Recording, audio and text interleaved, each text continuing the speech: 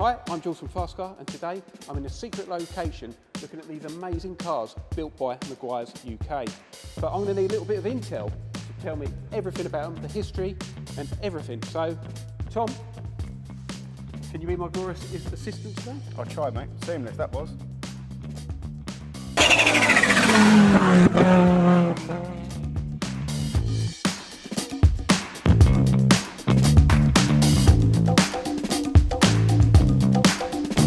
Yeah, I think it was after the Datsun truck, wasn't it? Yeah. That you then had an internal meeting and the Tom V Dale thing came about because you used to argue about what you should do to these cars. Good memory. And sat in the office one day, we were just discussing interior in that car, and our boss overheard. He was like, "Carl, if you two can't get on, we're probably going to have to get you a budget to do your own cars." It's not a bad idea. No. 20 minutes later on, he shouted, "It's been approved, Tom versus Dale is on." And we were like, wow, okay. And 3 series later, we've got 2 here today, but yeah 3 series later, it's turned out not so bad. On the Renault, yep. We touched on this earlier, it's not actually a Dimma, because a Dimma is, as you said, an original metal-built car. Yeah. So this is a replica of a Dimma, and it's got a skeet kit on it, is that Skeet, right? that's right, yeah. So, as we spoke off camera, Dimma created metal-bodied cars that were chassis, but they were plated, numbered cars. They're a fortune these days, and rightfully so. Anything thereafter that was a wide body is just naturally referred to as a Dimma. And then let's talk about the actual modifications, and you've given it a bit of a 21st century twist, haven't you? So the vision was, if the RS department could build a Renault 5, what would it look like? They didn't get a chance back in the day. So we really have taken cues from the modern styling of Renault. That's everything from the 197 Recaro CS seats. It's actually a Clio 200 spoiler that's taken like 2 weeks worth of work just to get that to mount onto this car. And then the colourway as well, so anthracite centre wheels, liquid yellow. What I love about this car, it's so LEG, but Renault could have built it. On the wheels, and like you said, they're absolute genuine Dimma wheels that came with the car that you bought, but you had them completely broken down.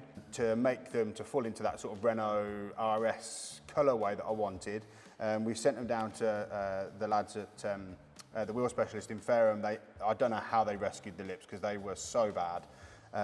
Painted the anthracite centres, built them back up. We actually did a nice little cheeky stud conversion as well, just to add to the motorsport feel on it.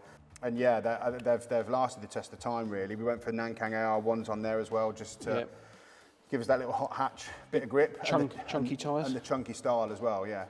So you've got the 2 litre in there? Yep. Out of the 172.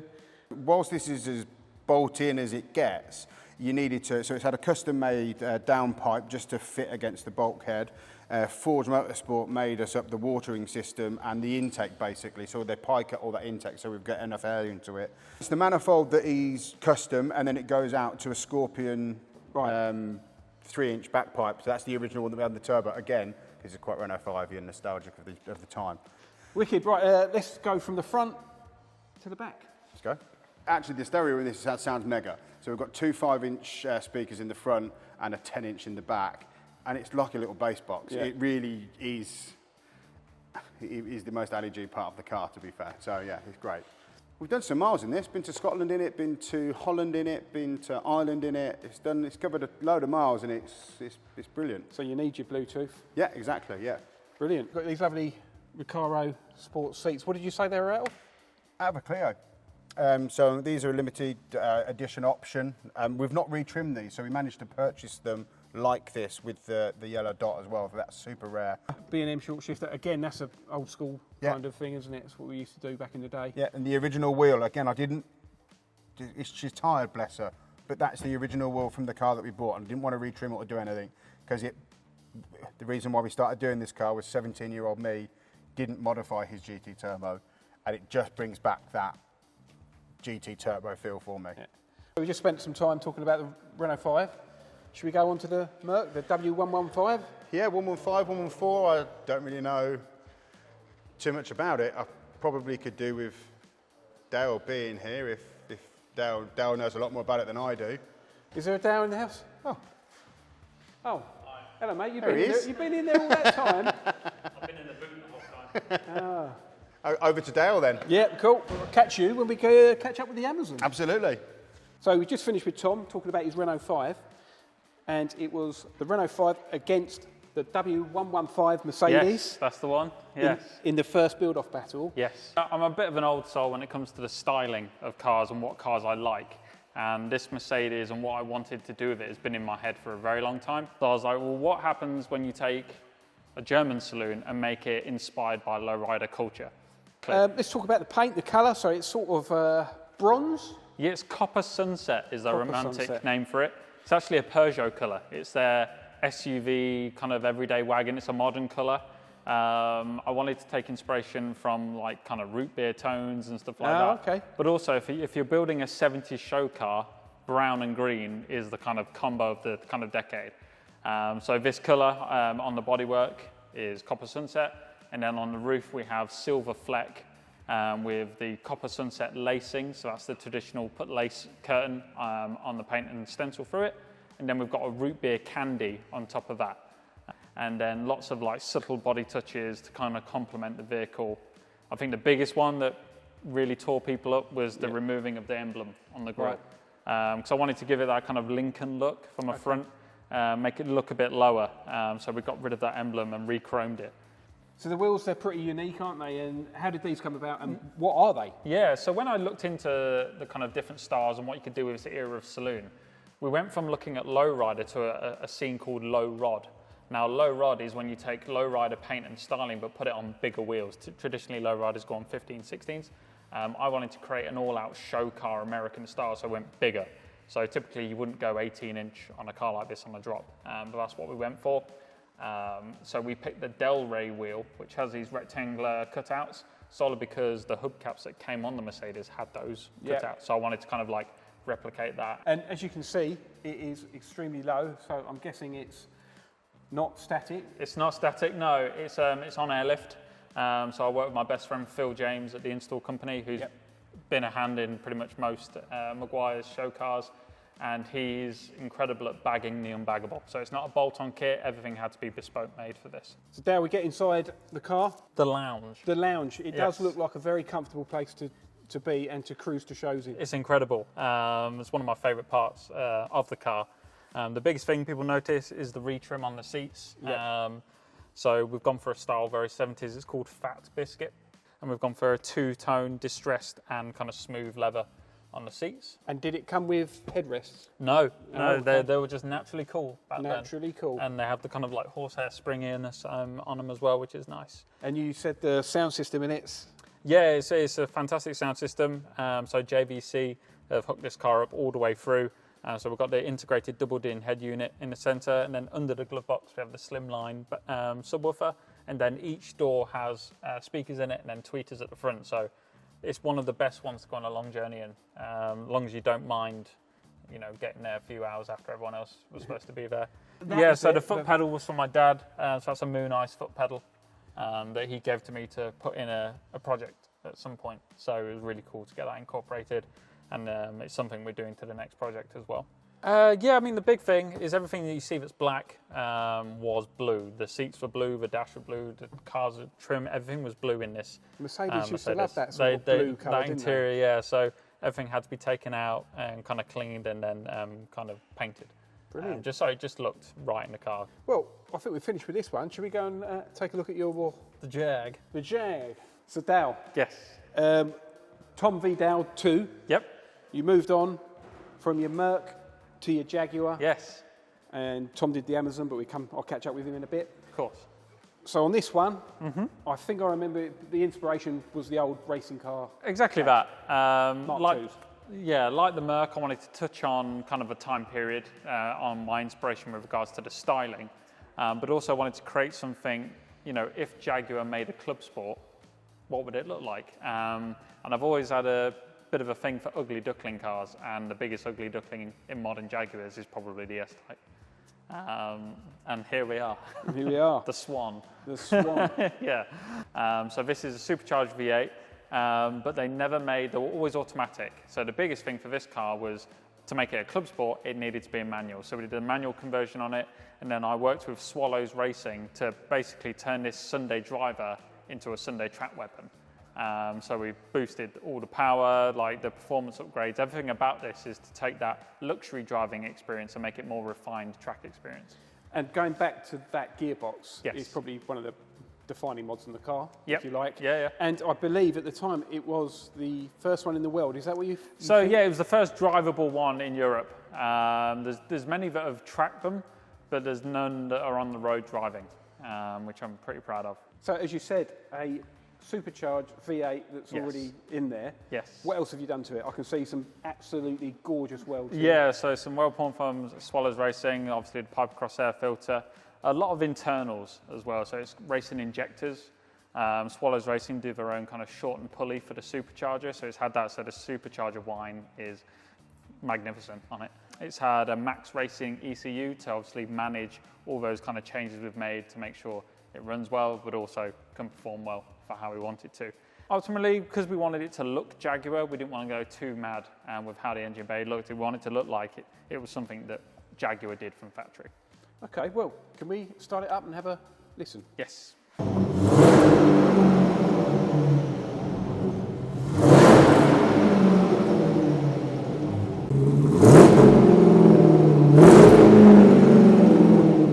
So the sound of that car, Yes. oh, It's a thug in a suit. yeah, this I'm car. going to have to get one now. Yes, they're incredible. Like I say, there's just nothing better than a V8 in my eyes. Now we're inside the car, Yes. and it's very race car-esque. Yeah, so custom seats from Cobra.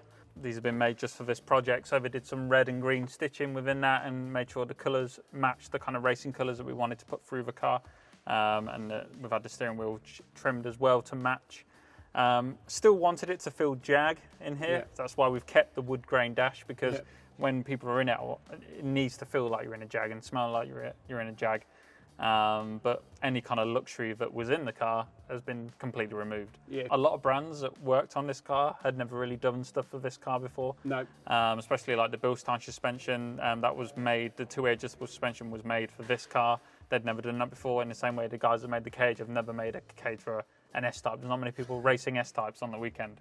No. So there was a lot of learning curves with this car. Let's talk about these wheels again. They don't look like you can buy them off the shelf. No, and they are probably one of the biggest talking points with the car. People either love it or hate it or want to know where I got those steel wheels from. Yep. But these are three-piece custom-made wheels from Image Yep. in Birmingham. And when it comes to making a vintage, kind of paying homage to vintage-style racing, what's a race car without Dunlop racing wheels? And the suspension behind that, Yes. you said it's Bilstein. So it's their two-way adjustable suspension. Yeah. There is a clip of me when they were explaining to me everything that's dynamically amazing about the suspension, and it was a mind-blowing experience. And that's a coilover kit, isn't it? Yes, Yeah. yeah, fully adjustable two-way, just when you can adjust it from inside the boot or under the bonnet. It's The those little- lovely yeah, I've been red told not. billet. Yeah, the Don't Swallows touch don't touch it. Swallows Racing have set this up perfectly, and I've been told never to ever touch them, so I haven't, and it runs lovely. Let's go quickly on to the styling cues of the car. Yes. It must obviously be British Racing Green. Yeah, so it's a variant. I mean, when I looked into BRG, British Racing Green, there's 1,000,001 Yeah. interpretations. But this is British Racing Green with a green pearl. Now, you don't really see it in here, but when it's outside, there's actually a green pearl in the paint because there's that many curves and lines on the car. Having a flat colour wouldn't do it justice. Giving the pearl gives the roundness a bit more sparkle, a bit more life to it. Biggest thing is the rear wings. They're actually front wings from an S Type because on the front they're wider, but on the rear they're kind of flat. So we integrated front wings into the rear to give it a wider kind of stance to accommodate the wheel and tyre package, but also as a kind of like without bolting on a body kit. And you've obviously had this. Shaved the rear door handles Yeah. to give it that coupe style. You can still open them. There's a little billet handle when you open the front door to show people the roll cage inside. But also little sacrificial things. So the S Type R does come with a spoiler, but it ruined the lines of the bodywork. So we got rid of the spoiler, got rid of the sensors, painted the rear lights candy red, a period correct number plate from California to give it that kind of road outlaw kind of racing look. Brilliant. Well, thank you. Now I'm going to chat to Tom Yes, about his Amazon that this car went head-to-head with. perfect.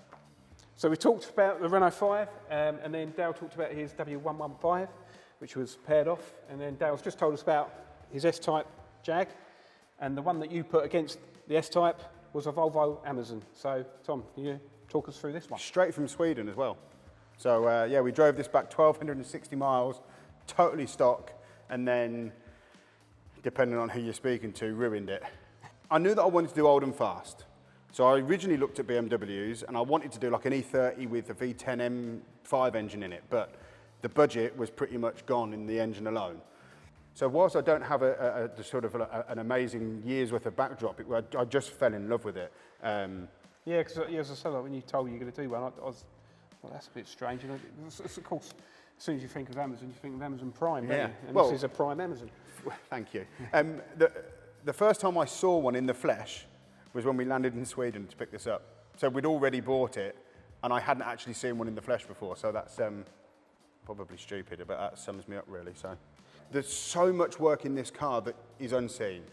But in short, I wanted this to lay frame, and I know that's a really overused, pukey saying, but it does sit on the floor. But a lot of the Amazons are tail heavy because the subframe sits and it sits them nose up. So GM Bodycraft set about raising the subframe up 75 mil. So all the subframe is all cut out, raised, boxed back in. Gary then set about making us a custom tunnel because we're running a Volvo 240 rear axle, just stronger disc conversion, 4-link suspension in the rear, and then it went to the install company to have, and it's wrong of me to just say just the installed imported, because it's not, it's full, you know, it's just the amount of work that goes into it all. It's basically a space frame at the back. Look at that. So what is that engine out of? Because it obviously wasn't in here originally. Could have been though, couldn't it? Could have been, looks like it. But and that was really my key thing to it. So when I looked at doing turbo engine, there's a lot of assumption, and there's a lot of really other good Volvos out there that have gone the T5 engine route, which is the 5-cylinder. I wanted to keep it as close to its native engine as possible. So this engine is the 2.3 turbo out of a Volvo 940 and alike. Without being too nerdy, it's a red block engine, and the red block's younger brother was in this. It's where it started as an 1800. Right. Is this engine like a tuned engine? Like, you know, like you get your Skyline RB26s and your 2JZs. It's got a cam in it, so it's got a turbo cam and a high flow head and a big turbo. It's literally, so from what I read online, that engine's good for 600 horsepower. Blimey. There's custom bits from Forge Motorsport, own development turbo, but it's all in its house thanks to Deutsch Tech, really. They took this whole project on with my stupid idea. I knew I wanted to have a bonnet exit exhaust.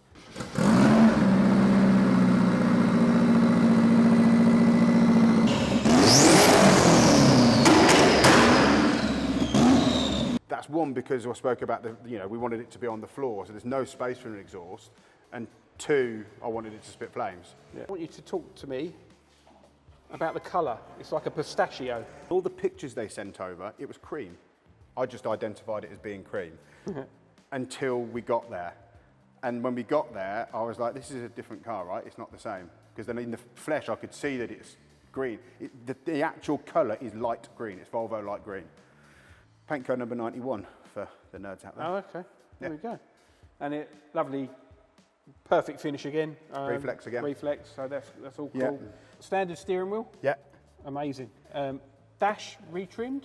No, that's how Volvo had it, and it's a linear speedo as well, so I wanted to keep all of that factory. So cool. When did this car come out? 1966. 66. You'll also see that the green interior runs throughout. I really wanted it to keep aesthetically that classic eye-line. So Cobra have custom made some Nagaro seats for us, which has removed the headrest bit.